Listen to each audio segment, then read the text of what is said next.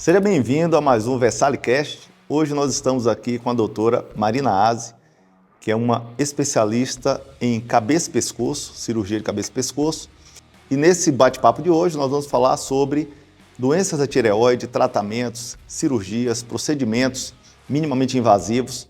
E com esse bate-papo, você que tem interesse no assunto vai ficar por dentro. Vamos lá? Doutora, o que é que exatamente faz um médico que é especialista em cabeça e pescoço, na parte de cirurgia de cabeça e pescoço? Quais são os procedimentos mais frequentes que estão na prática clínica? A especialidade de cirurgia de cabeça e pescoço é uma especialidade oncológica que contempla a abordagem de uma série de doenças malignas na região de cabeça e pescoço. E envolve principalmente lesões como câncer de boca, cavidade oral, laringe, faringe, e também contempla a variação das glândulas nessa região. A glândula tireoide, que é uma glândula endócrina extremamente importante e que alterações correlacionadas à glândula tireoide são muito frequentes entre as mulheres, provocando impacto na qualidade de vida, e também há o desenvolvimento de doenças malignas. Além disso, glândulas salivares também. Então, na prática clínica, o cirurgião de cabeça e pescoço avalia os pacientes. Existem situações em que a conduta não é cirúrgica e existem muitas situações, naturalmente, com conduta cirúrgica, que vão requerer determinadas abordagens e que o cirurgião de cabeça e pescoço é o especialista adequado e bem preparado para executar esse tipo de procedimento. Hoje a especialidade avançou muito tecnologicamente, a indústria também avançou e hoje existem os procedimentos que são minimamente invasivos. Poderia falar um pouco sobre esses procedimentos para tratamento da tireoide? Sim. Isso é uma mudança de paradigma na própria especialidade com a incorporação de tecnologias e a perspectiva de abordagens minimamente invasivas, notadamente a ablação térmica, que pode ser ablação por radiofrequência ou micro-ondas, são plataformas, ambas elas disponíveis já no país, e que contemplam a abordagem e o tratamento exclusivo de nódulos tireoidianos, algo que não era possível no passado. Só existia a perspectiva de abordagem cirúrgica da glândula, com uma remoção parcial ou total, e com impacto na função da glândula tireoide. E essa sempre foi a resistência de muitos pacientes com relação à realização do procedimento cirúrgico. Além disso, a incorporação da plataforma robótica no emprego do tratamento de uma série de doenças malignas e também benignas, com impacto positivo na qualidade de vida desses pacientes. Nós temos o emprego também de algumas técnicas endoscópicas que podem ser utilizadas na cirurgia de cabeça e pescoço. Como é o pós-procedimento dessa técnica minimamente invasiva e quais os cuidados o paciente precisa ter para garantir a recuperação?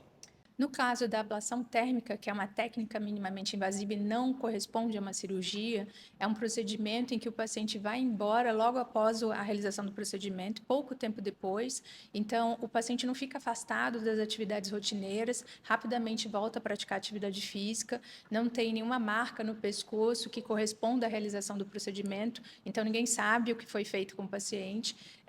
E não requer emprego de medicações complexas, digamos assim, basicamente é o uso de analgésicos, né, e uma compressa local com gelo em função da liberação do calor, que é uma ablação térmica. Então, tem um impacto muito pequeno na vida do paciente com relação aos cuidados pós-procedimento, né? São pacientes que rapidamente fazem absolutamente tudo que já faziam antes do procedimento. Uma pergunta vinculada ao comportamento do paciente quando descobre um diagnóstico de câncer, tá? Que é importante. Uhum. O paciente, quando chega ao diagnóstico de que tem um câncer de tireoide, você consegue identificar mais ou menos quais são as etapas que esse paciente passa, desde o momento que ele recebe o diagnóstico até o Sim.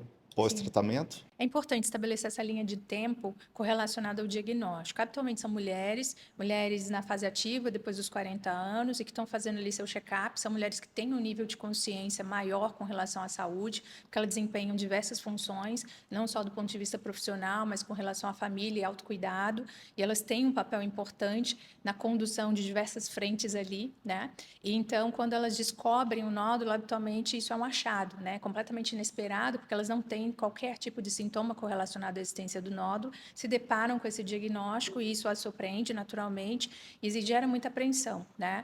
E aí, um primeiro momento é o diagnóstico do nódulo, que vai levar à necessidade da realização da punção, que é chamada de PAF, punção aspirativa por agulha fina, e, consequentemente, a obtenção do diagnóstico na punção, determinando a existência de malignidade. E, a partir daí, a mulher começa a fazer uma série de avaliações, consulta com especialistas, para o entendimento acerca do diagnóstico, porque a grande maioria delas acaba recebendo o diagnóstico como uma sentença, né? E vem a apreensão acerca do futuro, como vai ser isso, cuidar dos filhos, como vai ser a vida após a tireoidectomia, após a realização de uma intervenção cirúrgica.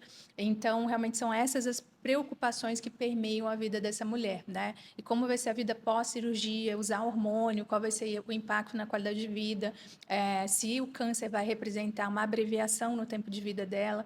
Então, essas são as principais preocupações que permeiam a mente da mulher nesse momento. Sobre a ablação de tireoide, quais que são as indicações para esse procedimento? As indicações clássicas, né, da ablação térmica, da ablação de nódulo tiroidiano, inicialmente para nódulos benignos, né, e isso requer a realização de punção. É necessário realmente constatar a benignidade do nódulo, por isso a necessidade de 2 punções. Já existe a perspectiva do emprego da ablação de nódulos tiroidianos para alguns nódulos malignos, mas há necessidade de critérios, e são critérios rigorosos, como avaliação. Não é qualquer nódulo maligno que pode ser submetido à ablação. Então, do ponto de vista clássico, a indicação realmente é para nódulos benignos com volume maior. E aí a gente precisa avaliar não só o volume desse nódulo, né, provocando sintomas que nós chamamos de compressivos, mas também pacientes que têm queixas estéticas. Esses 2 aspectos devem ser avaliados, do ponto de vista de cosmese, se essa paciente tem uma queixa pelo volume no pescoço, ou se existe um sintoma compressivo em função desse volume no pescoço. Em muitas situações vão existir as 2 alterações concomitantemente. Os nódulos na tireoide são mais frequentes em mulheres, em homens? Existe algum fator que explique essa diferença? Os nódulos tiroidianos são muito mais frequentes nas mulheres do que nos homens, tá? Principalmente depois dos 40 anos. Pelo menos a gente espera pelo menos metade das mulheres apresentando algum nódulo tiroidiano. Nódulos tiroidianos também podem surgir em homens. O cuidado é que, quando o homem apresenta um nódulo tiroidiano, a chance de malignidade aumenta. Não significa que obrigatoriamente será maligno. De qualquer maneira, é importantíssimo fazer essa avaliação, daí a importância da ultrassonografia, que é o exame de eleição para avaliação desses nódulos. E o fato de existir um nódulo tiroidiano não é sinônimo de intervenção na glândula, né? Em muitas situações, na verdade, na maioria dos casos, esses nódulos correspondem a nódulos benignos que vão requerer acompanhamento. E não existe algo bem estabelecido para se determinar de fato que desencadeie o surgimento desse nódulo. Os problemas na tireoide mudam a personalidade da pessoa? Distúrbio de funcionamento da glândula tireoide, e aí eu destaco o hipertireoidismo, quando há produção de excesso de hormônio tireoidiano ou quando há uma deficiência na produção do hormônio tireoidiano, que é o hipotireoidismo, eles vão impactar enormemente na qualidade de vida do paciente, porque vão alterar funções metabólicas, no hipertireoidismo, a aceleração, e isso pode levar a um quadro de irritabilidade, o paciente pode ter insônia, diarreia, perda de peso, então tudo isso impacta na qualidade de vida e também nas relações, né, consequentemente. Já o hipotireoidismo, que é muito frequente entre as mulheres, vai provocar o cansaço, uma lentificação do metabolismo, ganho de peso, dificuldade de concentração, e nesse contexto, muitas mulheres acham que estão em depressão, né? Muitas delas chegam a fazer avaliação achando que é depressão, e na verdade a deficiência é uma falta de hormônio tireoidiano. Então, sim, impacta enormemente na saúde da pessoa e nas relações. O paciente que passou pela ablação, existe o risco do nódulo reaparecer? E nesses casos, o que é que deve se fazer? Essa pergunta é importante. Por quê? Porque precisa haver um entendimento de como o procedimento funciona, né? Quando a gente fala em ablação, nós precisamos entender e avaliar o nódulo tridimensionalmente. Portanto, é preciso avaliação de volume, exatamente para avaliação da perspectiva de resposta. Se esse volume é muito grande, em algumas situações o paciente vai precisar de mais de uma sessão da ablação. E tudo isso precisa ser orientado previamente. O paciente precisa saber o que esperar do procedimento, para que faça uma escolha consciente, se nessa situação vai preferir seguir com a cirurgia ou se vai preferir seguir com a ablação. Então, a resposta do procedimento não é imediata. Ela vai acontecer ao longo de um ano e deve haver um percentual de redução de pelo menos 50%. Naturalmente que se esperam reduções maiores e por isso que precisa ser alinhado com o paciente. A parte tratada do nódulo não tem recrescimento. O que pode ter crescimento é a área não tratada. Por isso que é importante essa avaliação e essa orientação do paciente. E com relação ao surgimento de outros nódulos, podem surgir sim, mas seria o curso natural, independentemente da realização do procedimento. Falando ainda sobre tratamento cirúrgico, qual é o momento ideal para indicar uma cirurgia na glândula tireoide?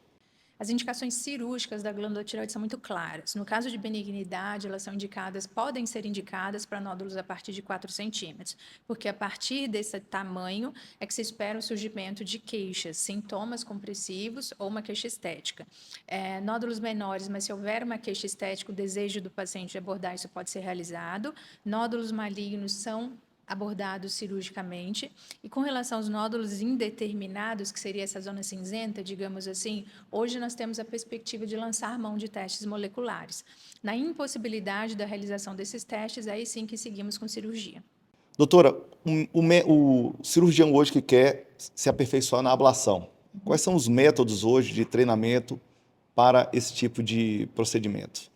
Bom, a ablação ela tem uma curva de aprendizado. Naturalmente, o profissional que quer se dedicar à realização desse procedimento tem que manejar muito bem e dominar a ultrassonografia. E depois precisa manejar a punção ali, né? Porque o procedimento é feito por meio de uma punção e demanda um controle dessa agulha. Então, o treinamento hoje ele é feito em modelos, né? Que simulam a glândula tireoide com o posicionamento de uma traqueia, digamos assim, artificial nesses modelos, né? E são modelos, na verdade, que podem ser confeccionados, né? Então, requer o emprego de todo o equipamento, a agulha e o ultrassom, e aí se simulam, na verdade, ali nódulos realmente para se fazer esse treinamento e a aplicabilidade da técnica, para o desenvolvimento realmente dessa técnica e para a pessoa conseguir evoluir. Bom, além disso, a parte da cirurgia robótica, né, vem ganhando destaque nas áreas de cabeça e pescoço. De que forma ela está revolucionando essa especialidade? Quais são as vantagens reais para o paciente? Com relação à cirurgia robótica, na especialidade de cirurgia de cabeça e pescoço, o grande impacto inicial foi com relação à abordagem de lesões na orofaringe, né, que é a parte de trás da garganta. Nós deixamos de operar ao longo do tempo essas lesões malignas exatamente pela dificuldade de acesso, por ser necessário empregar acessos muito mórbidos, né, com impacto na qualidade de vida do paciente. E com a plataforma robótica, nós voltamos a operar essas lesões que tinham sido deixadas de lado e que estavam sendo tratadas com radioterapia ou radioquimioterapia. E isso foi uma quebra muito grande de paradigma, porque permitiu fazer ressecções ampliadas, sem o emprego de traqueostomia e com o paciente voltando a deglutir e se alimentar por via oral mais rapidamente. Então, foi assim que a plataforma robótica avançou na cirurgia de cabeça e pescoço. Depois, as abordagens usando essa plataforma foram ampliando com a perspectiva de realização de abordagens cervicais, com esvaziamentos cervicais, abordagem de doenças, alterações benignas também do pescoço e até a glândula tireoide. O pós-operatório da cirurgia robótica para o paciente funciona de que forma? O paciente sente dor, não sente? Qual é o desconforto? Como é esse processo? A grande importância da cirurgia robótica, inicialmente na cabeça e pescoço, foi o fato de não se fazer traqueostomia na grande maioria dos pacientes com abordagem de lesões malignas da orofaringe. Então, isso tem um impacto muito grande na qualidade de vida do paciente, né? Com relação ao tempo de internação, muitas vezes se consegue reduzir exatamente pela forma como a cirurgia é executada nessa região. Então, a gente consegue manter, na verdade, realizar o restabelecimento, né? Que a grande preocupação ali é a via aérea e a deglutição do paciente. E dessa maneira, realmente, o paciente tem um tempo de internação reduzido por haver um menor impacto nessas funções. Com relação às outras abordagens, o tempo de internação é muito similar, né? Do tempo da cirurgia aberta, digamos assim. O grande impacto é com relação à orofaringe propriamente dito. E o outro aspecto da cirurgia robótica na abordagem cervical é o fato de não haver nenhuma cicatriz visível. Existe um ganho cosmético, né? E que para muitos pacientes isso é desejado. Alguns pacientes, muitos talvez, têm um medo de alterações na voz após uma cirurgia de tireoide. Deve ser uma queixa comum, imagino. Como é que você lida com esse receio dos pacientes, né? E como é que se controla um pouco esse risco? Essa é uma preocupação inerente quando o paciente recebe a indicação de uma abordagem cirúrgica da glândula tireoide, notadamente pacientes que trabalham com a voz, né? E o importante, o entendimento acerca disso, é o paciente saber como o procedimento é realizado, isso obrigatoriamente deve ser orientado ao paciente, e saber também da existência da adoção de medidas de segurança na realização do procedimento, como o emprego de tecnologias, com a monitorização neurofisiológica do nervo laringeu recorrente. Em outro aspecto que é muito relevante é a qualidade técnica do cirurgião. região. Essa cirurgia deve ser realizada por especialistas, né? Em muitos países, ou no passado, em algumas regiões, essa cirurgia não é realizada por especialistas e isso tem um impacto, existem trabalhos mostrando isso, que realmente a qualidade técnica do profissional, do cirurgião, né, e o volume cirúrgico desse cirurgião tem um impacto positivo no desfecho com relação à qualidade de voz na realização desse procedimento. No processo pós-cirúrgico e pós-procedimento, quais são os profissionais que entram para apoiar multidisciplinares que entram para apoiar o paciente no geral? Pescoço, a cirurgia de cabeça e pescoço é uma especialidade que tem essa interface e que isso é extremamente importante, tem um impacto positivo. Existem diversos trabalhos mostrando isso, que o paciente que é acompanhado pela equipe multidisciplinar tem um desfecho positivo. Então, a cirurgia de cabeça e pescoço faz interface com a endocrinologia, faz interface com a radioterapia, com a oncologia, com a fisioterapia, com a fonoterapia. Então, todos esses profissionais têm que trabalhar conjuntamente em prol do paciente, né? Com o entendimento das necessidades, o impacto dos tratamentos, e o paciente precisa ser acompanhado por todos eles. Então, na dinâmica da realização de determinado tratamento, e aí vai variar um pouco dependendo da doença naturalmente, esse paciente vai passar por todos esses profissionais.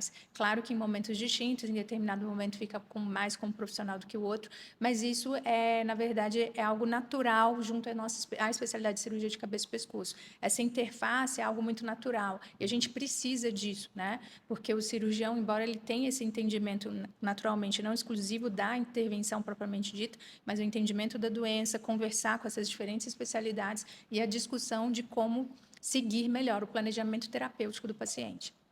Bom, aproveitando esse assunto, existem alguns mitos ou receitas sobre a cirurgia de tireoide que você gostaria de esclarecer ou desmistificar? Por exemplo, pacientes que utilizam cremes, chás, essas terapêuticas alternativas. Isso tem chegado no consultório para você?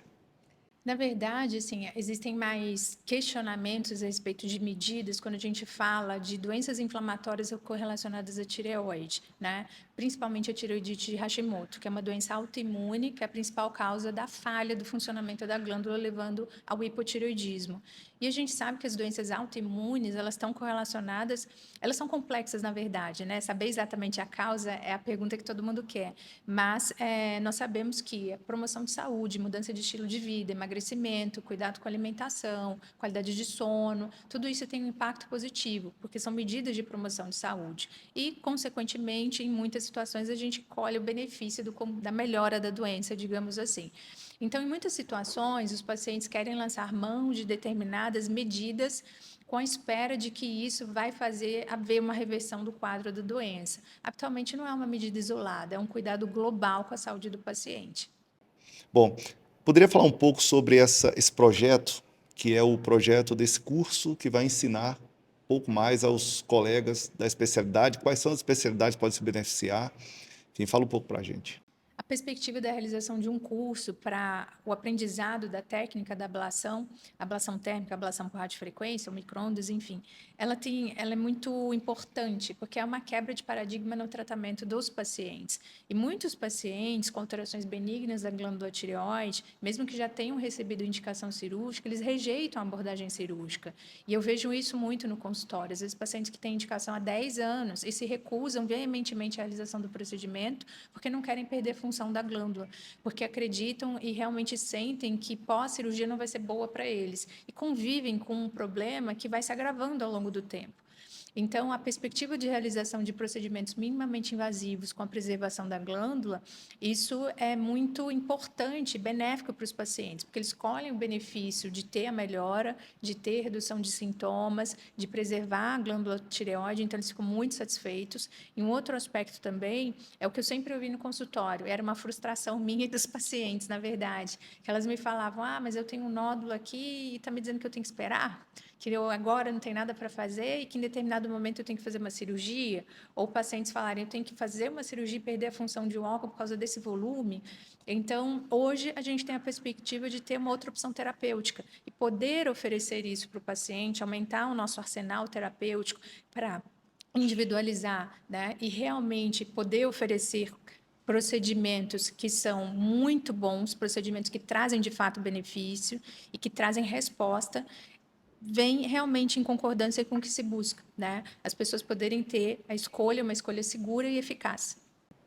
Além do cirurgião de cabeça e pescoço, outra especialidade pode se beneficiar desse curso? Pode sim. Essa técnica ela pode ser empregada pelo cirurgião de cabeça e pescoço, por endocrinologistas e também por médicos radiologistas intervencionistas. Doutora Marina, existe uma relação direta sobre a questão do ganho de peso e problemas da tireoide? Se existe, qual é essa relação, né? Muitas pessoas alegam que não conseguem perder peso, ou estão com sobrepeso, ou ganham peso porque tem problemas na tireoide. Como é que você, especialista no assunto, vê essa questão?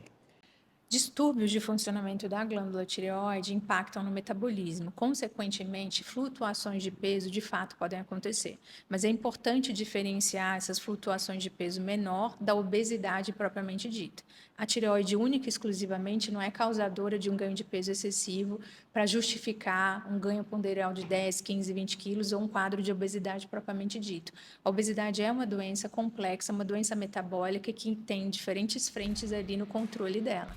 Então, a gente não pode correlacionar tudo única e exclusivamente à glândula tireoide. Ela está dentro de um contexto do paciente que ele precisa ser avaliado clinicamente o entendimento das doenças associadas. Tá bom. Doutora, obrigado, são essas as perguntas. De nada. Ótimo, concluímos rapidinho, a gente já sabia que ia ser assim.